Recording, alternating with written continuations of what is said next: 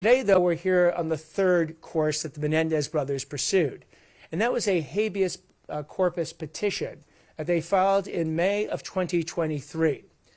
What a habeas basically says is it's asking for a new trial. It says that if new evidence has come forward, new, timely, credible, admissible, compelling evidence has come forward, such that even one juror may be convinced that not beyond a reasonable doubt that you did the crime, that you can be entitled under these very limited circumstances to a new trial. So the Menendez brothers went ahead back in May of 2023, and they isolated two additional pieces of evidence that they said had never been previously presented at trial and met the rigorous standard of habeas review in order to get this new trial. One piece of evidence was a letter supposedly written by Erik Menendez to his cousin Andy Kano, supposedly around December 1988, about 9 months before the August 1989 murders. And the second was a declaration by Roy Rossello. It said he had been sexually abused by Jose Menendez back in 1983 or 1984. What we said then, what we said in our informal opposition, what we said in our formal opposition, is that these two pieces of evidence didn't meet the procedural requirements to be even considered to get a new trial. Those are the procedural requirements of being, well, let's start with new. We said a letter from 1988 from Erik Menendez to Andy Kano, both of whom testified at each of the trials, and neither of whom testified that this letter and communication existed. In fact, each of them testified that the last communication they had about the sexual abuse that Erik Menendez had experienced was 6 years before 1989, when Andy Kano was 10. Erik Menendez was 12 or 13. And they had not had another communication about it since then. But lo and behold, they found this letter, supposedly after the trial, even though it was written 9 months before the trial. Erik Menendez didn't testify to this letter or its existence. Andy Kano did not testify to this letter or its existence in two different trials. So we argued that it didn't meet the new qualification. We said it wasn't timely. They had this letter 35 years ago. To be timely generally for a habeas petition, you have to have found stuff that was within you have to file the motion within 5 years of discovering the new evidence. At best, this letter was used during a 2015 Barbara Walters television show, and they still waited till 2023, so we said it wasn't timely. We said it wasn't credible. How can you believe this letter actually existed when nobody testified to its existence in two different trials? And we also said it wasn't material or significant that would lead to a new trial. What we said about the Roy Rossello declarations, we made the same arguments, that effectively it wasn't timely. It wasn't new, it wasn't credible, but especially it wasn't admissible, because the new evidence has to be admissible. But how can something that occurred back in 1983 or 1984, which each Menendez brother said they had no idea existed, how could that have influenced whether or not the Menendez brothers decided to kill their parents in a premeditated and deliberate fashion in 1989? Because at that moment, August 20th of 1989, they had no idea whatsoever about what had happened between Roy Rossello and their father, Jose Menendez. In fact, they were not to learn about this for almost 30 years later. So we said that, too, shows it does not meet the procedural hurdles to even get to the question of whether or not it would actually result in a new trial. So what Judge Ryan did yesterday, in agreeing with our position, our ultimate position, and ending, for now, unless they keep appealing this, the meritless motion that the Menendez brothers filed, he basically said that the evidence alleged here is not so compelling that it would have produced a reasonable doubt in the mind of at least one juror. That is how deficient, how meritless, how baseless the evidence that has been presented by the Menendez brothers has been in this habeas motion. So Judge Ryan has put a full kibosh on the habeas motion here. So now we have the resentencing/parole course is scheduled for 3 years, although the parole board could advance it. We have the habeas petition now that is ended. The Menendezes could always appeal it if they so choose, and I trust that the appellate courts will reach the same result that Judge Ryan has reached here and find it utterly meritless. And then there's that clemency path that the Menendezes have always had, in which the governor can grant them clemency if he so chooses any day he remains in office. So again, let me thank the prosecutors who have spent an enormous amount of time, effort, research to make sure that we got it right. And that was the goal. Let's put in the hard work to make sure we get all the facts in front of the judge so that the judge can then make a decision based on the entire record, not just some parts of the record that certain Netflix documentaries, certain parts of the social media has picked on. We laid out in over 130 pages what the entire Menendez record looks like, and Judge Ryan read our submission, relied on the record, and denied the habeas motion. Let me stop there and answer any questions. Yes? Your predecessor had said that the brothers have served their time and repaid their debt to society. Does this bear any weight in your decision-making? And if so, how? What we decided in our decision-making is to ground it into the facts and the law, not some aspirational desires of a particular district attorney, but whether or not it met the facts and the law of a habeas petition or a resentencing motion or ultimately a parole petition. And that's what we've done.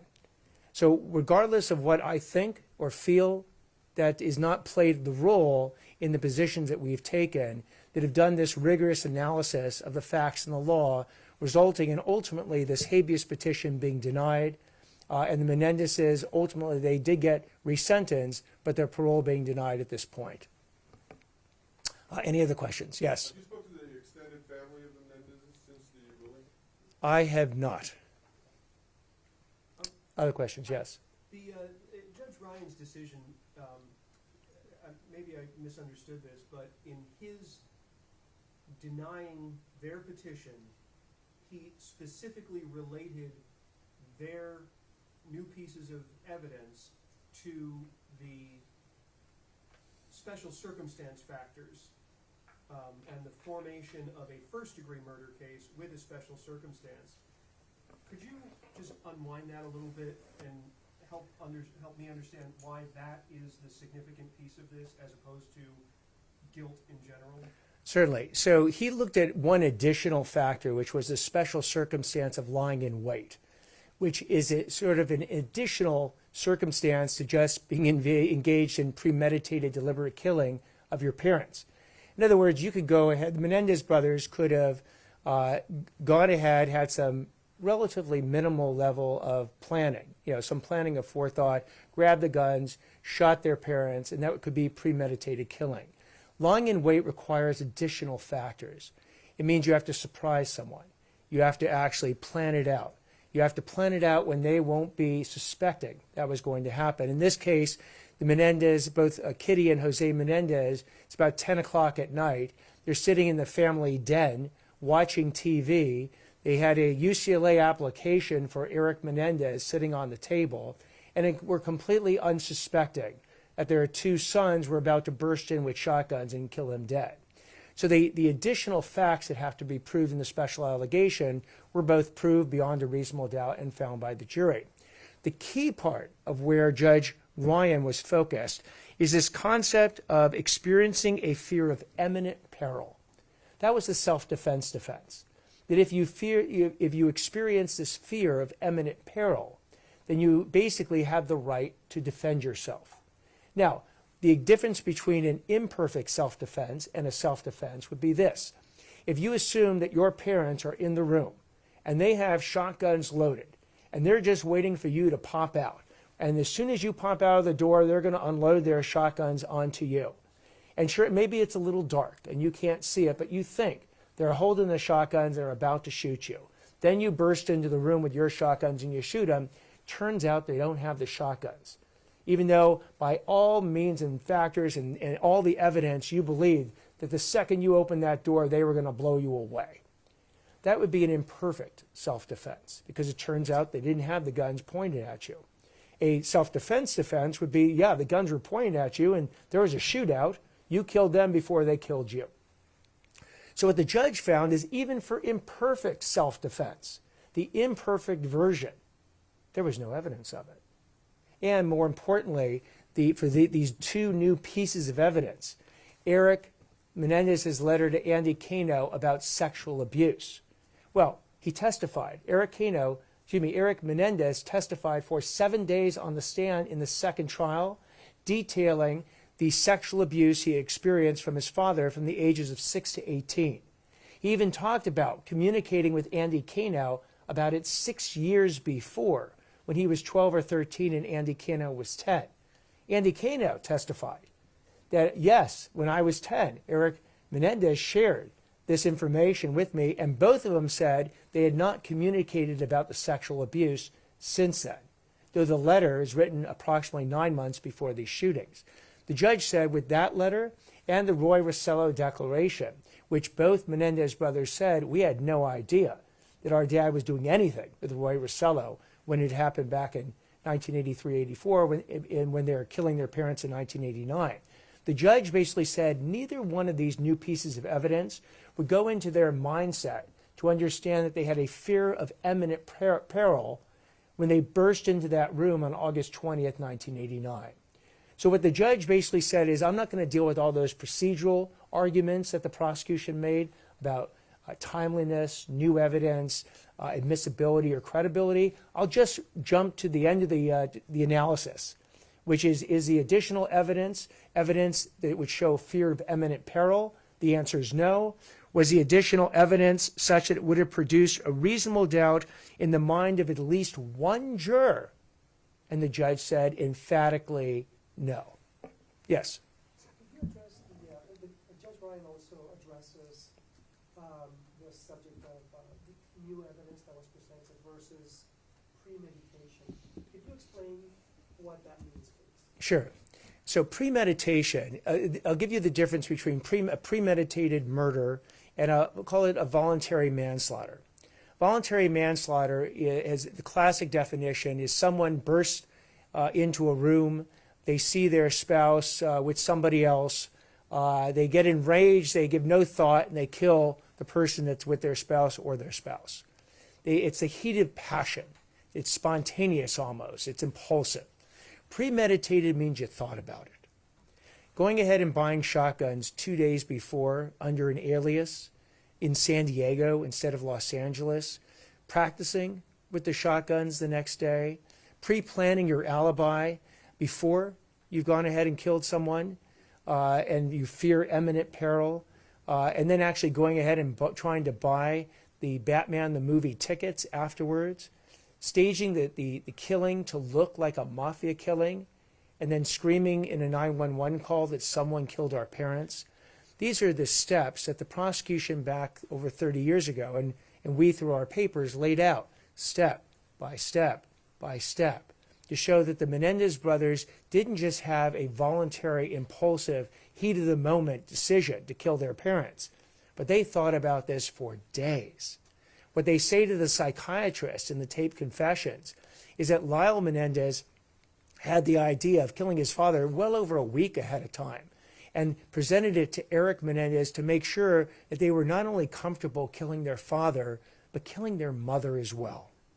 And the reason that the Menendezes gave to the psychiatrist, which is taped, at the time why they wanted to kill their mother, is that it was either a mercy killing. They thought that she couldn't live without their father, so they were doing her a service, or they didn't want to witness to their father's killing, so they had to kill her as well. So that evidence came out at trial, and that's the evidence we relied on to show the evidentiary record to the judge to explain why this additional new evidence was not any additional evidence dealing with imminent peril or the self-defense defense. It was some additional sexual abuse evidence, which was not their central defense at the trial. And Judge Ryan agreed with us.